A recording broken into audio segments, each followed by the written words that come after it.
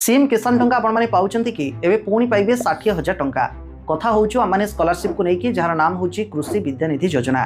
टंका अभाव जड़े चाषीर पिलापिली जमी पाठपढ़ार वंचित न होतु से सरकार एक कृषि विद्यानिधि योजना बा जहाँ अधीन छात्र छात्री मानक जहाँ पाठ पढ़ुं जहाँ भी कोर्स करुवे कोर्स पिछा अलग अलग स्कॉलरशिप सब मिलता है। ए योजना केवल से जो माने सीएम किसान योजना टंका पाँच जदि कहीं स्टूडेंट ये भिडियो को देखु प्रथम तो आपण मानकर पेरेंट्स बापा हूँ माँ हूँ जदि सीएम किसान टंका रेगुलर बेसिस रे पाउथबे माने ए योजना पई आपण माने एलिजिबल जानंतु। आपण माने जो श्रेणी रे भी अबे पाठ पढुथांतु ना काहेकि श्रेणी वाइज स्कॉलरशिप रो व्यवस्था रही अप टू 60,000 स्कॉलरशिप रही।